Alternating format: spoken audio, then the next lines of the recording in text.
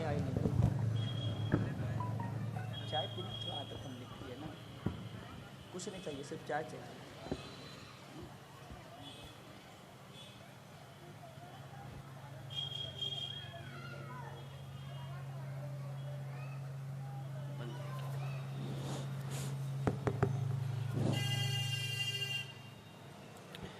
منبر نور پہ جلوہ بار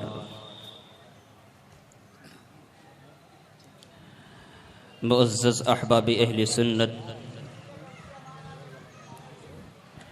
وعند لیبان گلشن رسالت،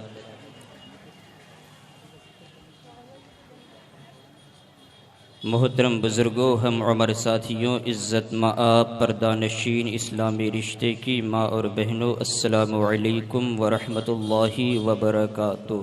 وعلیکم السلام ورحمۃ اللہ وبرکاتہ. نحمده ونصلي على رسوله الكريم. اللهم يا نور لك الحمد سرمدا، صل على نورك المنير وآله أبدا.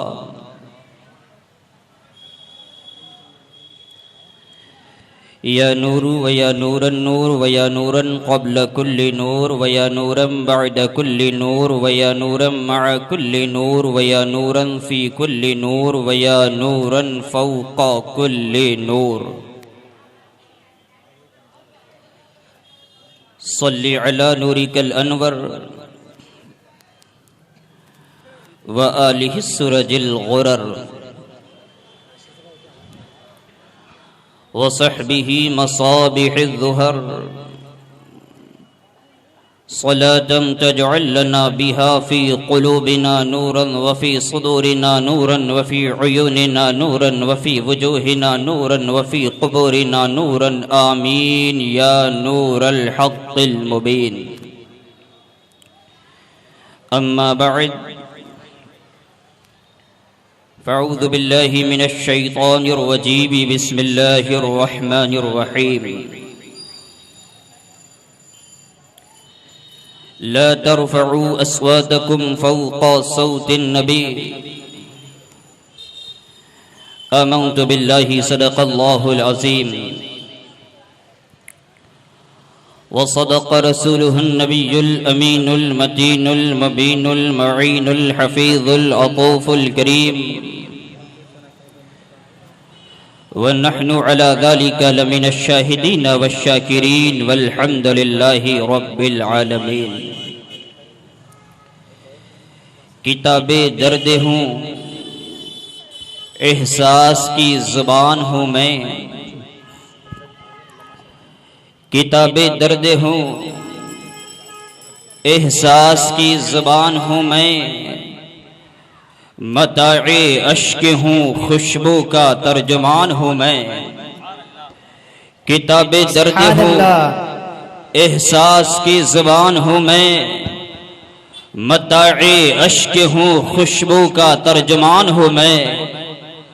اور ہر ایک شخص نہ سن پائے گا میری آواز،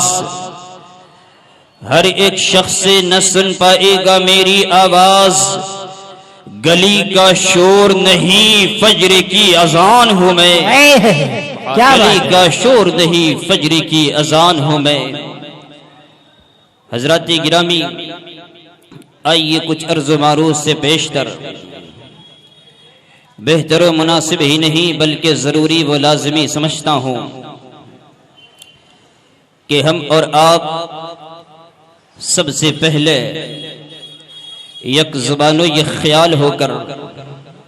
اپنے آقا نامدار، مدنی تاجدار،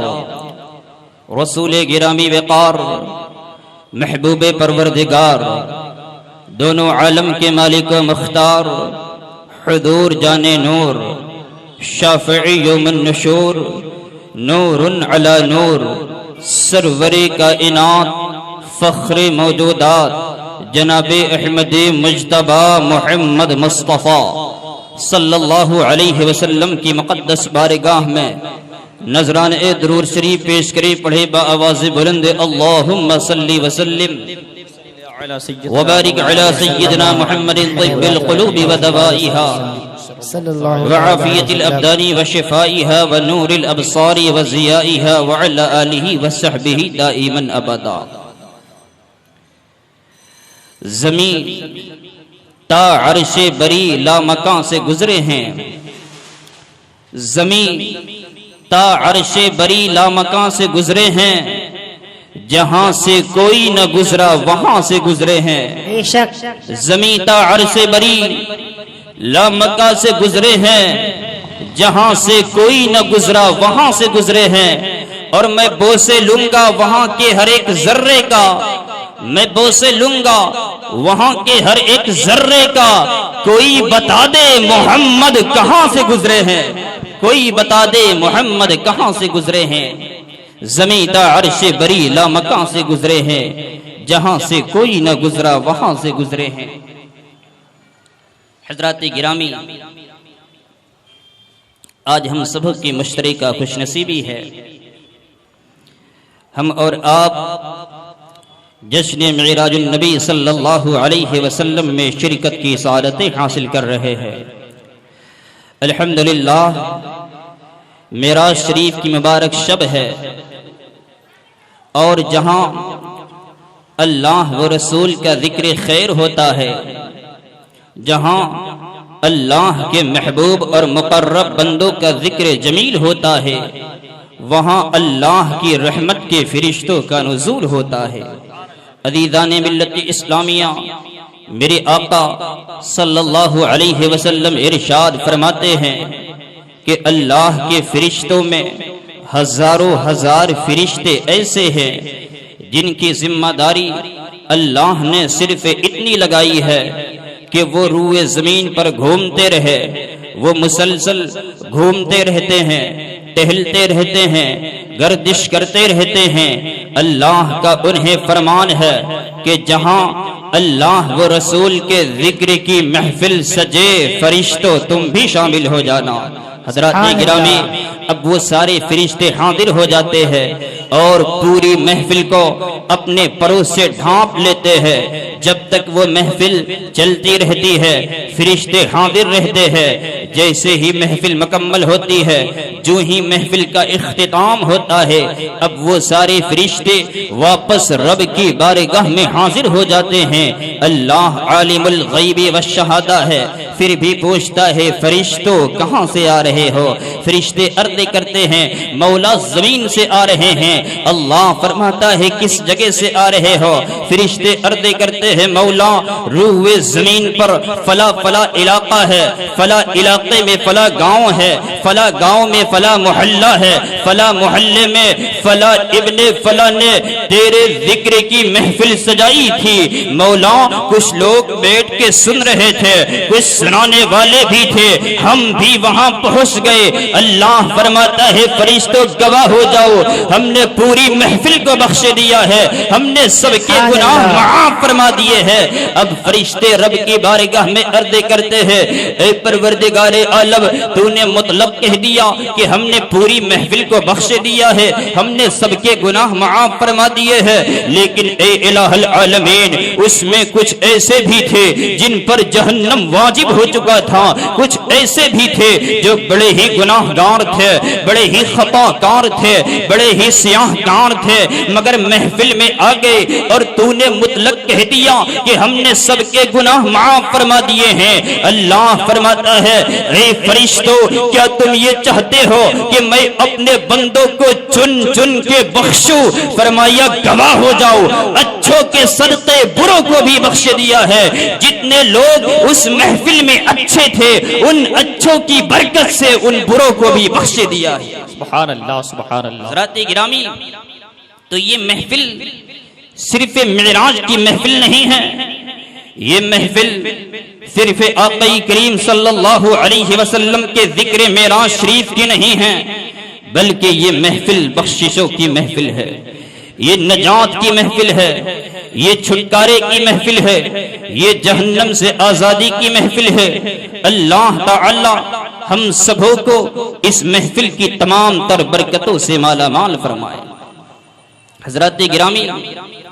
اللہ تبارک و تعالی نے اپنے پیارے محبوب صلی اللہ علیہ وسلم کو سب سے عظیم، سب سے بلند و بالا اور سب سے ارفع و اعلی بنا کر دنیا میں مبعوث فرمایا،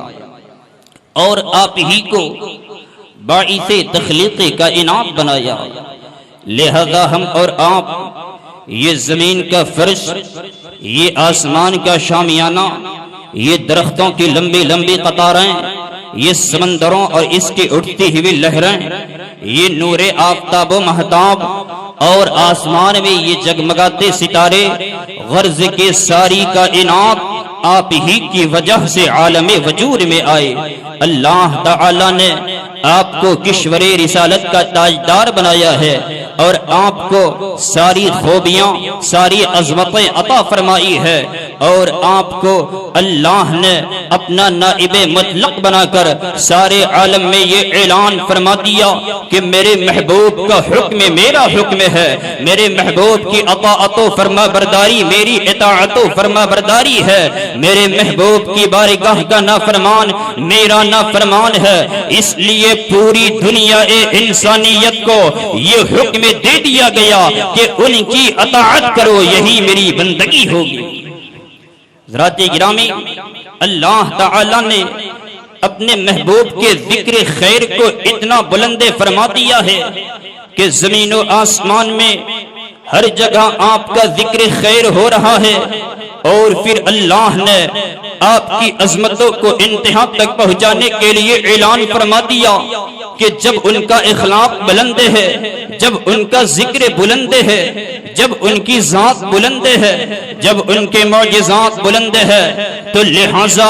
ان کی آواز بھی ساری آوازوں سے بلند رہے گی۔ اس لیے رب تعالی نے قرآن حکیم میں فرما دیا، لا ترفعوا اصواتکم فوق صوت النبی، اے لوگو اپنی آواز کو نبی کی آواز سے بلند نہ کرو، ان کی بارگاہ میں آؤ تو ادب کے سانچے میں ڈھل کر آؤ، ورنہ تم سے دولت ایمان چھین لی جائے گی اور تمہیں احساس بھی نہ ہوگا۔ لہذا مسلمانوں، جب آپ کی آواز کو اللہ نے بلند فرما دیا ہے تو پھر اب دنیا کی کوئی طاقت اس آواز کو دبا نہیں سکتی۔ یہ وہ آواز ہے جو مشرق میں بھی سنی جائے گی اور مغرب میں بھی، جو شمال میں بھی سنی جائے گی اور جنوب میں بھی۔ عزیزان ملت اسلامیہ، عرب کی سرزمین ایسی زرخیز سرزمین ہے جہاں بڑے بڑے شعراء، بڑے بڑے ادبا پیدا ہوئے جن کی فصاحت و بلاغت کا ڈنکا پورے عرب میں بج رہا تھا، جو اپنے سامنے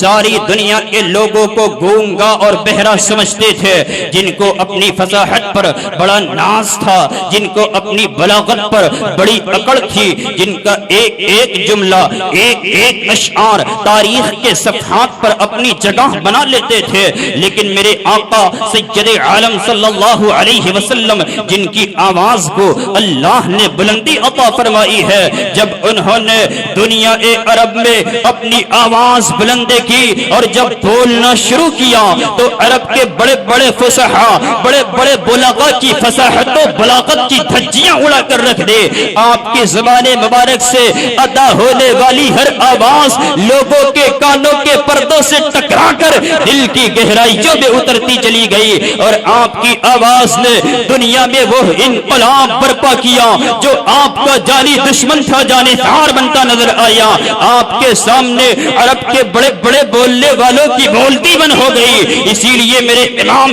بریلی کے تاجدار فرماتے ہیں، یا رسول اللہ تیرے آگے یوں ہیں دبے لچے فصحاء عرب کے بڑے بڑے، کوئی جانے منہ میں سما نہیں، نہیں بلکہ جسم میں جان نہیں۔ بے شک سبحان اللہ حق ہے۔ عزیزان ملت اسلامیہ، حضرات گرامی، جب مشرکین مکے کے رئیسوں نے، جب مشرکین کے سرداروں نے یہ دیکھا کہ اللہ کے نبی سید عالم صلی اللہ علیہ وسلم کی پیاری آواز بلند سے بلند تر ہوتی چلی جا رہی ہے، اور یہ آواز جس کے کانوں کے پردوں سے ٹکراتی ہے اس کے دل کو زیر و زبر کر کے رکھ دیتی ہے، اور پھر وہ اپنے آبائی مذہب کو چھوڑ کر آپ کی غلامی میں آ جاتا ہے۔ لہذا سرزمین مکے کے رئیسوں نے، مشرکین کے سرداروں نے یہ رائے بنائی، یہ منصوبہ بنایا کہ اب کوئی محمد ابن عبداللہ سے بات نہ کریں، نہ کوئی ان سے بات کرے گا، نہ ان کی آواز سنے گا، اور نہ ہی اپنے مذہب سے برگشتہ ہوگا۔ عزیزان ملت اسلامیہ، چنانچہ جب مشرکین عرب کے رئیسوں نے، مشرکین کے سرداروں نے جب یہ رائے پاس کر لی، یہ منصوبہ پاس کروا لیا، تو اب یہ اعلان شروع کروا دیا کہ اب آج سے کوئی محمد ابن عبداللہ سے بات نہ کرے، نہ ہی کوئی ان کا کلام سنے۔ اگر وہ سامنے سے آتے ہوئے نظر بھی آ جائیں تو لوگ کترا کر، نظر جھکا کر گزر جائے۔ حضرات گرامی، ابھی یہ تحریک چل ہی رہی تھی، حج کا موسم آ گیا، لوگ دور دراز سے حج کی سعادت حاصل کرنے کے لیے مکہ مکرمہ آنے لگے۔ مکے کے مشرکوں نے، مکے کے رئیسوں نے مکے میں داخل ہونے والے ہر راستے پر اپنے آدمی بٹھا دیے تاکہ جو باہر سے حج کی سعادت حاصل کرنے کے لیے آئے انہیں آگاہ کر دیا جائے، انہیں ہوشیار کر دیا جائے، انہیں باخبر کر دیا جائے کہ مکے میں ایک بہت بڑا جادوگر پیدا ہو گیا ہے، جو اس سے بات کرتا ہے یا جو بھی اس کی بات سن لیتا ہے وہ اس کا غلام ہو جاتا ہے۔ اس لیے اے باہر سے آنے والوں حاجیوں، آگاہ ہو جاؤ، ہوشیار ہو جاؤ اور سن لو، جس کا نام محمد ابن عبداللہ ہے اس سے ہرگز بات مت کرنا اور نہ ہی اس کی باتیں سننا، ورنہ اپنے مذہب سے ہاتھ دھو بیٹھو گے اور اس کے غلام ہو کر رہ جاؤ گے۔ اے باہر سے آنے والوں، اگر اپنی آزادی کی سلامتی چاہتے ہو، اگر اپنے مذہب کی بقا چاہتے ہو تو ہوشیار ہو جاؤ اور ایسے آدمی سے دور رہو۔ حضرات گرامی، حج کی سعادت حاصل کرنے والوں میں ایک ایسا شخص بھی مکہ معظمہ میں داخل ہونے لگا جو قادر الکلام شاعر بھی تھا اور فصاحت و بلاغت کا تاجدار بھی، جس کی شاعری کی دھومیں پورے سرزمین عرب میں مچی ہوئی تھی، جس کی فصاحت و بلاغت کا ڈنکا پورے عرب میں بج رہا تھا، جس کی زبان دانی کا سکہ پورے عرب میں چل رہا تھا، جو اپنے قبیلے کا سردار بھی تھا، جس کا نام جناب طفیل دوسی تھا۔ جب وہ مکہ معظمہ میں داخل ہونے لگا،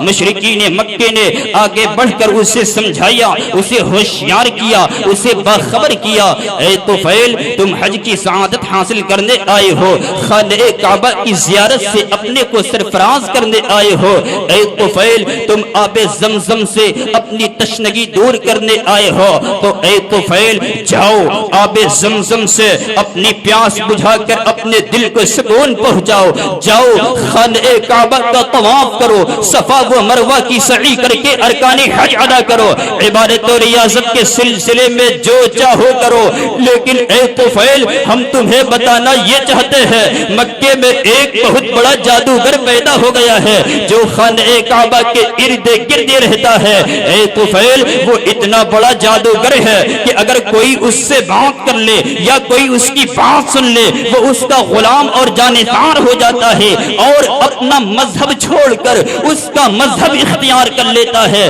اس لیے اے طفیل ذرا ہوشیار رہنا، کہیں ایسا نہ ہو کہ اس کی آواز کا جادو تمہارے اوپر بھی کام کر جائے اور تم بھی اپنے مذہب سے ہاتھ دھو بیٹھو اور اس کے غلام ہو کر رہ جاؤ۔ حضرات گرامی، اب جناب طفیل دوسی نے جب مکہ مکرمہ کے لوگوں کی یہ باتیں سنی تو کہا، اے مکے والو، اے میرے خیر خواہو، تمہارا بہت بہت شکریہ، تم نے مجھے اتنے عظیم خطرے سے آگاہ کر دیا ہے۔ اب میں ایسے آدمی سے دور رہوں گا اور اس کی باتیں اپنے کان تک نہ پہنچنے دوں گا۔ چنانچہ جناب طفیل دوسی جب بھی خانہ کعبہ کا طواف کرنے جاتے تو اپنے کانوں میں روئیاں بھر لیتے تاکہ کسی کی آواز کان کے پردوں سے نہ ٹکرائے۔ حضرات گرامی، حسب دستور ایک دن جناب طفیل دوسی نے اپنے کانوں میں روئیاں ٹھونسی اور طواف خانہ کعبہ کے لیے چل پڑے۔ صبح کا وقت ہے، نکہت نور میں ڈوبی ہوئی فضا ہے، بڑا ہی پرکیف منظر ہے۔ جناب طفیل دوسی ہے جو خانہ کعبہ کا طواف کر رہے ہیں, جو بیت اللہ شریف کا چکر لگا رہے ہیں. ادھر جناب طفیل دوسی طواف خانہ کعبہ میں مصروف ہے, ادھر اللہ کے نبی سید عالم صلی اللہ علیہ وسلم حطیم کعبہ میں نماز فجر ادا کر رہے ہیں اور قرآن کی تلاوت میں مصروف ہے. میرے آقا کی تلاوت کی آواز کو جناب طفیل دوسی کے کانوں میں ٹھوسی ہوئی روئیاں نہ روک سکی, بلکہ یہ آواز بھینی بھینی روئیوں سے چھن چھن کر دل کے نہا خانوں میں اترتی چلی گئی, کیونکہ یہ آواز وہ آواز ہے جسے اللہ نے بلند فرمایا ہے. لہذا دنیا کی کوئی طاقت اس آواز کو دبا نہیں سکتی, اور جناب طفیل دوسی کے کانوں کی روئیوں میں کیا مجال جو اس آواز کو روک لے. حضرات گرامی, اب جناب طفیل دوسی کی پوری توجہ آقا کریم صلی اللہ علیہ وسلم کی تلاوت کی آواز پر لگی ہوئی ہے. نہ جانے کب طفیل دوسی کا ہاتھ کانوں تک پہنچا اور کانوں سے آہستہ آہستہ روئیاں باہر نکل آئی. اب جناب طفیل دوسی پورے دھیان سے آقا کریم صلی اللہ علیہ وسلم کا کلام سنتے جا رہے ہیں. مدہوشی بڑھتی جا رہی ہے, بے خودی کا عالم چھاتا جا رہا ہے. جب میرے آقا نے تلاوت ختم کر دی, جناب طفیل دوسی ہوش و حواس کی دنیا میں واپس آئے. دل نے آواز دی, اے طفیل, جب کلام اتنا حسین ہے تو چلو دیکھیں کلیم کیسا ہے. چنانچہ آپ لرزتے ہوئے قدموں کے ساتھ حطیم کعبہ میں داخل ہوئے. جیسے ہی مصطفیٰ جان رحمت صلی اللہ علیہ وسلم کے رخ والضحا پر نظر پڑی تو بے اختیار پکار اٹھے, قسم خدا کی یہ چہرہ کسی جھوٹے کا چہرہ نہیں ہو سکتا, یہ حسین صورت کسی ساحر اور جادوگر کی صورت نہیں ہو سکتی. اس رخ تانبا سے نور کی کرنیں پھوٹ رہی ہے, اللہ کا جاہ و جلال نظر آ رہا ہے. یقیناً یہ خدا کے نائب ہیں, اس کے پیارے رسول ہیں, اللہ کے محبوب نبی ہیں, کشور رسالت کے تاجدار ہیں. جناب طفیل دوسی اسی وقت کلمہ طیبہ پڑھ کر مشرف اسلام ہو جاتے ہیں اور حضور کے غلاموں میں شامل ہو جاتے ہیں. سبحان اللہ, بہت اچھے. حضرات گرامی, اب ذرا غور فرمائیے, وہ آواز جسے پوری قوم مل کر اپنی پوری طاقت و قوت کے ساتھ دبانا چاہتی ہے, لیکن پروردگار اپنے پیارے محبوب کی پیاری آواز کو ساری آوازوں پر غلبہ عطا فرماتا جا رہا ہے. لہذا ساری طاقتیں, ساری آوازیں خود بخود دم توڑتی چلی جا رہی ہے اور حضور کی آواز ساری آوازوں سے بلند ہوتی جا رہی ہے. اس لیے کہ رب کا فرمان ہے, لا ترفعوا اصواتکم فوق صوت النبی, اے لوگو اپنی آواز کو نبی کی آواز سے بلند نہ کرو, ان کی بارگاہ میں آؤ تو ادب کے سانچے میں ڈھل کر آؤ, ورنہ تم سے دولت ایمان چھین لی جائے گی اور تمہیں احساس بھی نہ ہوگا. حضرات گرامی, جب یہ آیت کریمہ نازل ہوئی تو صحابہ کرام جب بھی نبی کی بارگاہ میں حاضر ہوتے تو بڑے ہی ادب سے, بڑی ہی نرم اور ہلکی آواز میں گفتگو کرتے کہ کہیں ہماری آواز حضور کی آواز سے بلند نہ ہو جائے, ورنہ ہم دولت ایمان سے خالی ہو جائیں گے اور ہمیں احساس بھی نہ ہوگا. حضرات گرامی, ایک صحابی تھے جو بہت ہی کم سنا کرتے تھے. آپ کو معلوم ہوگا جو کم سنتا ہے وہ زور زور سے باتیں کرتا ہے. تو جب یہ آیت کریمہ لا ترفعوا اصواتکم فوق صوت النبی نازل ہوئی تو انہوں نے بارگاہ رسالت میں آنا ہی چھوڑ دیا کہ اگر میں نے نبی کے بارگاہ میں بلند آواز سے گفتگو کی تو میرے اعمال ضائع ہو جائیں گے, مجھے خبر بھی نہ ہوگی. حضرات گرامی, جب اللہ کے نبی کو ان کے بارے میں معلوم ہوا تو میرے آقا فرماتے ہیں جو لوگ اس قسم کے مرض میں مبتلا ہے ان کے لیے یہ حکم نہیں ہے, آپ نے انہیں اپنے اپنی بارگاہ میں آنے کی اجازت مرحمت فرمائی۔ عزیزان ملت اسلامیہ، تو میں بتانا یہ چاہتا ہوں کہ اللہ تعالی نے اپنے محبوب کی بارگاہ میں ہلکی سی لغزش بھی گوارا نہ فرمائی۔ ان کے سامنے اپنی آواز کو بلند کرنا تو بہت بڑی بات ہے، حضور کو حجرے کے باہر سے آواز دینا بھی پسند نہ فرمایا۔ کیا آپ نے نہیں سنا کہ قبیلہ بنی تمیم کے لوگ جب ایمان لے آئے، جب قبیلہ بنی تمیم کے لوگ ایمان لے آئے اور نور ایمانی سے ان کا دل جگمگانے لگا، حضور کے عشق و محبت میں جب بے خود ہونے لگے تو ان کا دل مچل اٹھا۔ چلو چلے مدینہ منورہ کی مقدس سرزمین پر پہنچ کر حضور صلی اللہ علیہ وسلم کے رخ انور کی زیارت کر کے آنکھوں کو نور، دل کو سرور پہنچائے، دل کی بے قراری کو قرار نصیب ہو جائے۔ چنانچہ شوق دیدار میں بے خود ہو کر لوگوں نے جسموں پر اسلحے سجائے اور بڑے طنطراب کے ساتھ ارض مقدس مدینہ منورہ تشریف لائے۔ کاشان اقدس کے دروازے پر حاضر ہے، پسینے میں شرابور ہے، دوپہر کا وقت ہے، اللہ کے نبی حجرہ اقدس میں آرام فرما رہے ہیں، قیلولہ کا وقت ہے، قبیلہ بنی تمیم کے لوگوں کا دل مچل رہا ہے، آنکھیں شوق دیدار میں بے چین ہے، دروازے پر کھڑے ہو کر زور زور سے آوازیں دے رہے ہیں، یا رسول اللہ ہم بڑی دور سے آئے ہیں، دولت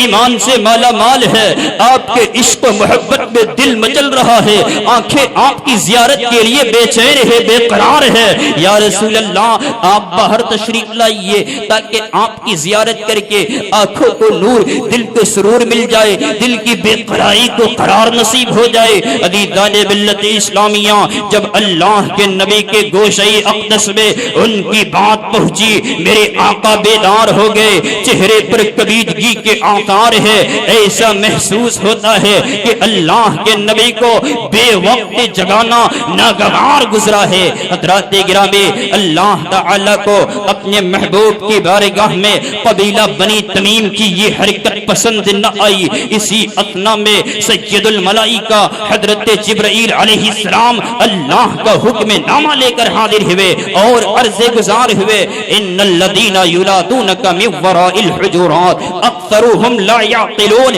یعنی وہ لوگ جو عشق و محبت سے سرشار ہو کر دروازے کے باہر سے آوازیں دے رہے ہیں، اکثر لوگ بے عقل اور جاہل ہے، انہیں بارگاہ رسالت کے آداب سے واقفیت نہیں ہے۔ پھر اللہ نے لوگوں کو نبی کی بارگاہ کے آداب بتاتے ہوئے ارشاد فرمایا، ان الذین صبروا حتی تخرج الیہم لکان خیرا لہم واللہ غفور الرحیم۔ اگر وہ لوگ صبر کرتے، اگر وہ لوگ انتظار کرتے کہ حضور خود باہر تشریف لے آئے تو یہ ان کا صبر کرنا، ان کا انتظار کرنا ان کے حق میں بہتر ہوتا۔ عزیزان ملت اسلامیہ، تو یہ وہ آداب ہے جس کی تعلیم اللہ نے ہمیں دی ہے۔ سبحان اللہ، درود پاک پڑھے، اللہم صلی علی اللہ رب محمد صلی اللہ علیہ سیدنا مولانا وسلم، محمد معد الجود والکرم، محمد صلی اللہ علیہ وسلم، صلی اللہ تعالی علیہ وسلم، منبع العلم والحلم والحکم، وعلى آلہ وبارک وسلم، صلاة والسلام علیک یا رسول اللہ صلی اللہ علیہ وسلم۔ حضرات گرامی، تو یہ وہ آداب ہے جس کی تعلیم اللہ نے ہمیں دی ہے۔ آج حضرت حسان بن ثابت انصاری رضی اللہ عنہ کو کون نہیں جانتا؟ حضرت حسان بن ثابت انصاری رضی اللہ عنہ مدینہ منورہ کے فقیہ عصر ہے اور محدثین کے تاجدار بھی ہے، جن کی بارگاہ میں بڑے بڑے صحابہ حاضر ہو کر اکتساب فیض کیا کرتے تھے، اور حضرت عبداللہ ابن عباس جو امام المفسرین ہے، جو سید المفسرین ہے، اور حضرت حسان بن ثابت انصاری کے شاگرد بھی ہیں، وہ ان کی بارگاہ میں علم حاصل کرنے کے لیے حاضر ہوئے تو وہ حضرت حسان بن ثابت انصاری کے دروازے پر پہنچ کر آواز نہ دیتے بلکہ دروازے کے باہر بیٹھ جاتے اور انتظار کرتے جب حضرت حسان بن ثابت انصاری باہر تشریف لاتے تو کہتے حضور آپ نے آواز کیوں نہ دی؟ تو حضرت عبداللہ ابن عباس فرماتے ہیں کہ ہمیں اللہ کی بارگاہ سے اپنے بزرگوں کی بارگاہ میں حاضری کی یہی آداب بتائے گئے ہیں کہ انہیں آواز نہ دی جائے، انہیں نہ پکارا جائے۔ تو حضرت حسان بن ثابت انصاری حضرت ابن عباس کا ہاتھ چوم لیتے ہیں۔ حضرت ابن عباس فرماتے ہیں حضور یہ آپ کیا کر رہے ہیں؟ حضرت حسان بن ثابت انصاری فرماتے ہیں کہ خانوادہ رسول کے لیے ہمیں بارگاہ رسالت سے یہی آداب سکھائے گئے ہیں۔ عزیزان ملت اسلامیہ، تو اس واقعے سے یہ بات کھل کر سامنے آ گئی، یہ بات کھل کر سامنے آ گئی کہ بزرگان دین کے آستانے پر پہنچ کر اور یا کاملین کی چوکھٹ پر پہنچ کر شور مچانا یہ ادب کے خلاف ہے۔ بے شک حضرات گرامی، اب ذرا اندازہ لگائیے جب میرے آقا صلی اللہ علیہ وسلم کی آواز کی یہ عظمت و رفعت ہے تو پھر آپ کی ذات اقدس کی کیا عظمت ہوگی؟ کتنے بڑے گستاخ اور بدبخت ہیں وہ لوگ جو حضور کے اختیارات و اقتدار کو اپنی تنقیدوں کا نشانہ بناتے ہیں۔ کتنے بڑے گستاخ اور بدبخت ہیں وہ لوگ جو حضور کی ذات مبارک اور آپ کے علم کو مجنوں اور پاگلوں کے علم کے برابر ٹھہراتے ہیں۔ کتنے بڑے گستاخ اور بدبخت ہیں وہ لوگ جو حضور کے اختیارات و اقتدار کو چیلنج کرتے ہیں۔ ارے جب حضور کی آواز سب کی آواز سے بلند ہے، جب ان کا اخلاق سب کے اخلاق سے بلند ہے، جب ان کا علم سب کے علم سے بلند ہے، تو لہذا ان خوبیوں پر تبصرہ کرنے والے کتنے بڑے گستاخ اور بدبخت ہیں جس کا فیصلہ ہر آدمی کر سکتا ہے۔ حضرات گرامی، اللہ تعالی نے اپنے محبوب سید عالم صلی اللہ علیہ وسلم کو حاکم بنا کر دنیا میں مبعوث فرمایا ہے۔ اب جو شخص حضور کی حاکمیت سے اور حضور کے اختیارات و اقتدار سے انکار کرتا ہے وہ شخص مومن نہیں ہے۔ حضرات گرامی، ایک روایت میری نگاہوں سے گزری کہ ایک مرتبہ ایک منافق اور ایک یہودی سے کھیت میں پانی دینے کے سلسلے میں جھگڑا ہو گیا اور یہ مسئلہ میرے آقا صلی اللہ علیہ وسلم کی بارگاہ اقدس تک پہنچا۔ منافق نے کہا حضور میرا کھیت نہر سے قریب ہے اور اس کا کھیت میرے کھیت کے بعد ہے،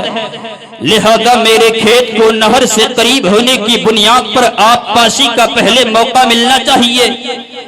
منافق نے کہا حضور میں مسلمان ہوں، یہ یہودی ہے، لہذا مسلمان کو پہلے پانی دینے کا حق ملنا چاہیے۔ میرے آقا صلی اللہ علیہ وسلم نے جب ان دونوں کے بیانات سن لیے تو فوراً یہ حکم صادر فرمایا کہ پہلے یہودی اپنے کھیت میں پانی دے گا، پھر اس کے بعد وہ جو اپنے کو مسلمان کہتا ہے اسے پانی دینے کا حق حاصل ہوگا۔ حضرات گرامی، اب میرے آقا صلی اللہ علیہ وسلم کا یہ فیصلہ سن کر وہ منافق دل ملا اٹھا اور آپ کے اس فیصلے پر وہ منافق کبیدہ خاطر ہو کر بارگاہ رسالت سے باہر آ گیا۔ باہر آنے کے بعد کہنے لگا کہ ہمیں یہ فیصلہ منظور نہیں، چلو حضرت عمر کی بارگاہ میں چلتے ہیں، وہاں اس مقدمے کا فیصلہ کروائیں گے۔ وہ بہت ہی بڑے دانشور ہے، وہ بہت ہی بڑے انصافور ہے، وہ جو فیصلہ کر دیں گے میں اسے تسلیم کر لوں گا۔ حضرات گرامی، اب یہودی نے کہا کہ مجھے تمہارے مسلمان ہونے پر تعجب ہے کہ تم اپنے رسول کا فیصلہ نہیں مانتے جو تم لوگوں کی حاکم اعلیٰ ہے۔ ارے تم ہی بتاؤ، سپریم کورٹ میں فیصلہ ہو جانے کے بعد کیا کوئی لوور کورٹ میں بھی جاتا ہے؟ منافق نے کہا میں کچھ سننے کو تیار نہیں، چلو حضرت عمر سے اس مقدمے کا فیصلہ کروائیں گے۔ چنانچہ وہ دونوں حضرت عمر کی بارگاہ میں پہنچے اور انہیں بلایا۔ منافق نے حضرت عمر سے کہا کہ حضور یہ سن لیجئے، میں مسلمان ہوں، یہ یہودی ہے، ہم دونوں کا جھگڑا کھیت میں پانی دینے کے سلسلے میں ہو گیا ہے، آپ اس بات کو پیش نظر رکھتے ہوئے کہ میں مسلمان ہوں، یہ یہودی ہے، جو بھی آپ فیصلہ فرمائیں گے میں اسے تسلیم کر لوں گا۔ یہودی نے کہا حضور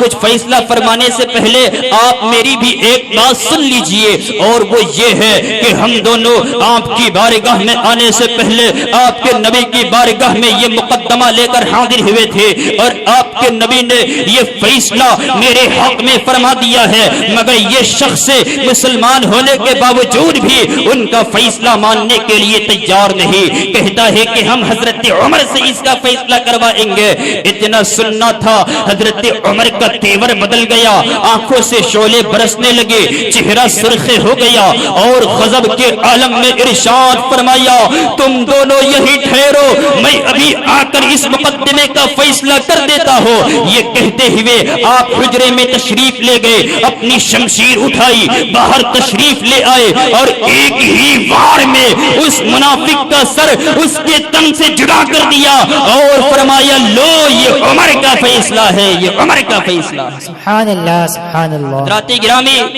اب مدینے کی گلیوں میں ہنگامہ خیزی کا ماحول ہو گیا کہ عمر نے ایک مومن کا خون کر دیا ہے۔ مدینے کی گلیوں میں یہ شور اٹھا عمر نے ایک مومن کو قتل کر دیا ہے، اور جو کسی مومن کا خون کر دے، کسی مومن کو قتل کر دے، اس کے بارے میں قرآن کا فیصلہ ہے من قتل مؤمنا متعمدا فجزاؤه جہنم خالدین فیہا ابدا، جو کسی مومن کو قصداً جان بوجھ کر قتل کر دے اس کی سزا جہنم ہے۔ حضرات گرامی، اب جب میرے آقا صلی اللہ علیہ وسلم کے گوشہ اقدس تک حضرت عمر کے ہاتھوں ایک مومن کے قتل کا واقعہ پہنچا تو میرے آقا نے حضرت عمر کو طلب فرمایا، پوچھا کیوں عمر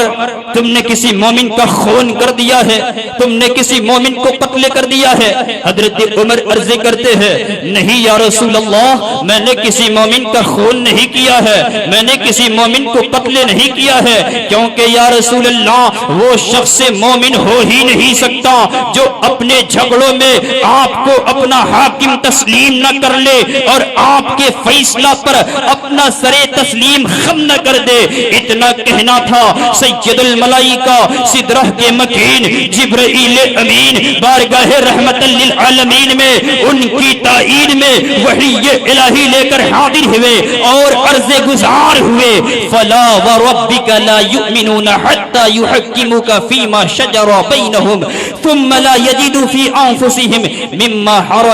مما قضيت ويسلموا تسليما۔ اے محبوب، کوئی بھی انسان اس وقت تک مومن کامل نہیں ہو سکتا جب تک وہ اپنے جھگڑوں میں آپ کو اپنا حاکم نہ تسلیم کر لے اور آپ کے فیصلے پر اپنے دل میں کوئی کجی و تنگی نہ پائے اور آپ کے فیصلے پر اپنا سر تسلیم خم نہ کر دے۔ عزیزان ملت اسلامیہ، تو اس واقعہ سے معلوم یہ ہوا کہ حضور کے احکام اور حضور کے حکم سے، حضور کے احکام اور حضور کی آواز سے کسی کا حکم اور کسی کی آواز بلند نہیں ہو سکتی۔ عزیزان ملت اسلامیہ، اللہ تعالی اپنے محبوب کی رضا چاہتا ہے اور ہر حال میں راضی رکھنا چاہتا ہے، اسی لیے حضور کے حکم کو اپنا حکم ہے، حضور کی بات کو اپنی بات فرما رہا ہے۔ حضرات گرامی، ہجرت کے موقع پر جب اللہ کے نبی سید عالم صلی اللہ علیہ وسلم کے گوشہ اقدس کو کفار و مشرکین نے چاروں طرف سے گھیر رکھا تھا کہ وہ نکل کر جانے نہ پائے اور صبح ہوتے ہوتے انہیں قتل کر دیا جائے، میرے آقا صلی اللہ علیہ وسلم نے حضرت علی کو بلایا، فرمایا علی یہ میرا بستر ہے، تم اس پر چادر اوڑھ کر سو جاؤ، میرے پاس یہ لوگوں کی امانتیں ہیں، صبح کے وقت اسے لوگوں تک پہنچا کر مدینہ آ جانا، اللہ نے ہمیں ہجرت کرنے کا حکم دے دیا ہے، میں مدینہ جا رہا ہوں۔ حضرت علی رضی اللہ عنہ بستر اقدس پہ چادر مبارک اوڑھ کر سو گئے۔ اب میرے آقا صلی اللہ علیہ وسلم حجرے سے باہر نکلنا چاہتے ہیں، آپ نے دیکھا کفار و مشرکین چاروں طرف ہاتھوں میں ننگی تلواریں لیے کھڑے ہیں اور قتل کرنا چاہتے ہیں. میرے آقا صلی اللہ علیہ وسلم نے ایک مٹھی کنکری اٹھائی اور اس پر وجعلنا من بین ایدیہم صدا ومن خلفہم صدا فاغشیناہم فہم لا یبصرون پڑھے اور کفار و مشرکین کی طرف پھینک دیا. سارے مشرکین اندھے ہو گئے. اب میرے آقا صلی اللہ علیہ وسلم مکمل اطمینان کے ساتھ حجرہ اقدس سے باہر تشریف لے آئے. حضرت صدیق کو ساتھ لیا, مدینے کی طرف روانہ ہو گئے. حضرات گرامی, میرے آقا صلی اللہ علیہ وسلم نے اپنے دست مبارک میں کنکریاں لے کر پھینکی تھی, لیکن اللہ فرماتا ہے وَمَا رَمَيْتَ إِذْ رَمَيْتَ وَلَكِنَّ اللَّهَ رَمَى. اے محبوب, جو کنکریاں آپ نے پھینکی تھی وہ آپ نے نہیں پھینکی تھی بلکہ وہ اللہ نے پھینکی تھی. دنیا جانتی ہے کہ کنکریاں حضور کے دست مبارک سے نکلی ہے, لیکن اللہ اسے اپنے دست قدرت سے نکلنا فرما رہا ہے. سبحان اللہ. حضرات گرامی, تو اس واقعے سے یہ معلوم ہوا کہ حضور کا ہر قول و فعل خدا کا قول و فعل ہے, اس لیے کہ رب کا قرآن اعلان کر رہا ہے ما ينطق عن الهوى ان هو الا وحی یوحى. حضور جو بولتے ہیں اپنی مرضی سے نہیں بولتے ہیں بلکہ وہی بولتے ہیں جو اللہ کی طرف سے وحی ہوتی ہے. حضرات گرامی, اب ہجرت کے بعد لوگوں نے حضرت علی سے پوچھا, اے علی, تمہیں اس بات کا علم تھا, تم یہ بخوبی جانتے تھے کفار و مشرکین چاروں طرف سے آقای کریم صلی اللہ علیہ وسلم کے حجرہ اقدس کو گھیر رکھا ہے, اور میرے آقا صلی اللہ علیہ وسلم نے تمہیں اپنے حجرے اپنے بستر اقدس پر چادر اڑا کر سلا دیا. اے علی, کیا تمہیں اس بات کا کوئی خوف نہیں ہوا,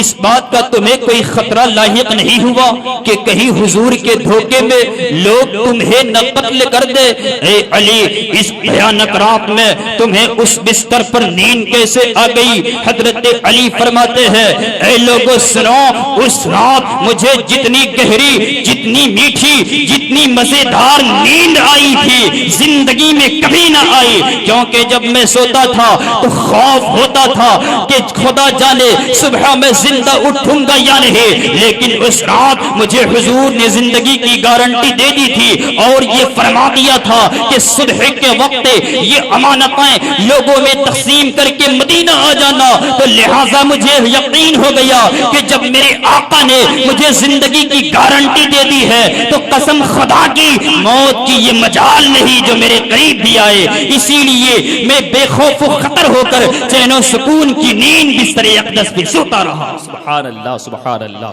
حضرات گرامی, تو حضور کا حکم خدا کا حکم ہے, حضور کی بات خدا کی بات ہے. اگر حضور جس سے خوش ہو جائے اسے دنیا کی کوئی طاقت غمگین نہیں کر سکتی, اور حضور جس سے ناراض ہو جائے اسے دنیا کی کوئی طاقت بچا نہیں سکتی. جس سے تم روٹھو وہ برگشتہ دنیا ہو جائے, جس کو تم چاہو وہ قطرہ ہو تو دریا ہو جائے, قہر سے دیکھو تو شاداب چمن چل جائے, مسکرا دو تو اندھیرے میں اجالا ہو جائے. انہی کلمات کے ساتھ اپنی گفتگو تمام کرتا ہوں. رب کی بارگاہ میں دعا گو ہوں, پروردگار جو کچھ بیان ہوا قبول فرما. دوران خطابت سبقت لسانی, فطرت انسانی کوئی خامی و غلطی سرزد ہوئی ہو تو میں آپ حضرات کو گواہ بنا کر توبہ کرتا ہوں. استغفر اللہ ربی من کل ذنب واتوب علیہ واخر دعوانا ان الحمدللہ رب العالمین. السلام علیکم.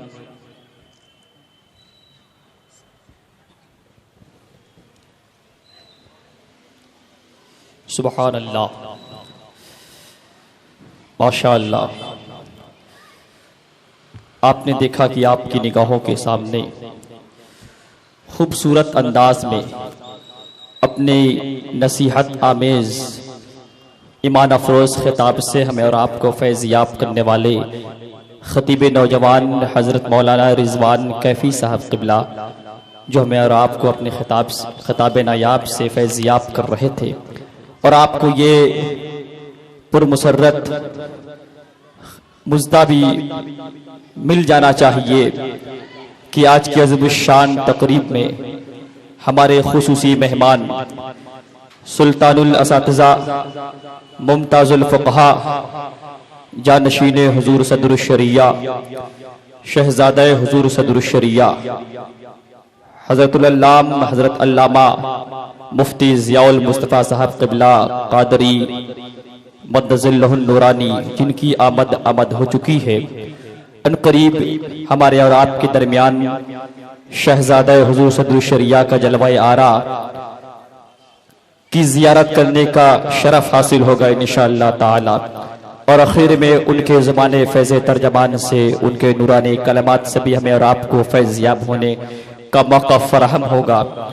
الحمدللہ بڑے اچھے انداز میں آپ دیکھ رہے ہیں کہ ہمارے اور آپ کے درمیان بریلی شریف کا فیضان لے کر سرکار اعلی حضرت حضور تاج الشریعہ کی دعاؤں کے صدقے میں آج وہ شاہکار ترنم جو بہترین آواز کے مالک، جو روح پرور انداز کے ساتھ اپنے نعتیہ کلام کے ذریعے ہمارے آپ کے درمیان موجود ہیں، انشاءاللہ آپ کے سامنے اپنی آواز کے ذریعے ہمیں اور آپ کو معطر و منور کرنے کے لیے تشریف لائیں گے۔ اور یہ بھی بتا دوں آپ کو کہ آج کے ہمارے ایک اور مہمان خطیب ہیں، خطیب ذیشان عالم آیات قرآن حضرت مولانا عبدالرشید صاحب قبلہ، وہ بھی تشریف لا چکے ہیں، جن کے خطاب سے ہمیں اور آپ کو فیض یاب ہونا ہے۔ پھر سے میں ان لوگوں کو آواز دے رہا ہوں، بہت سے افراد میں دیکھ رہا ہوں کھڑے ہیں، اگرچہ کرسیاں ان کو نظر آ رہی ہے تو بیٹھ جائیں، اچھے انداز میں بیٹھ جائیں، کیونکہ ہمارے اسلاف کی نشانی حضور محدث کبیر کی آمد کچھ ہی دیر میں ہونے والی ہے۔ وہ عظیم الشان شخصیت جن کے جلوہ زیبا ہمیں اور آپ اپنی نگاہوں سے دیکھیں گے انشاءاللہ تعالی۔ آئیے میں اب اس انداز میں آئیے اپنے قلوب کو معطر کرنے کے لیے، اپنے دلوں کو منور کرنے کے لیے آئیے میں اس بہترین ثناخان مصطفیٰ کو آواز دوں جن کی آواز میں طوطیوں کی نغمگی کا سلیقہ ہے الحمدللہ، جن کے انداز شاہکار ترنم کی طرح ہو، وہ عظیم الشان ثناخان مصطفیٰ واصف شاہ ہدا محترم راشد رضا مرکزی جو ہماری اور آپ کی نگاہوں کے سامنے ہیں، میں ان کا استقبال کرنا چاہوں گا، ان کو آواز دینا چاہوں گا کہ وہ تشریف لائیں اور اپنے انداز میں اپنے خوبصورت آواز سے نعت و منقبت کا اشعار سے ہمیں اور آپ کو نوازے، استقبال کریں۔ نعرہ تکبیر، بلند آواز سے نعروں کا جواب دے، اظہار ہونا چاہیے۔ نعرہ تکبیر، نعرہ رسالت، جشن معراج النبی، جشن معراج النبی، مسلک اعلی حضرت فدائے خاک دیار حبیب بیٹھے ہیں، فدائے خاک دیار حبیب بیٹھے ہیں، خدا کا فضل ہے سب خوش نصیب بیٹھے ہیں، فدائے خاک دیار حبیب بیٹھے ہیں، خدا کا فضل ہے سب خوش نصیب بیٹھے ہیں۔ اور سناؤ نغمہ نعت رسول یوں راشد، سناؤ نغمہ نعت رسول یوں راشد، لگے کہ غار حرا کے قریب بیٹھے۔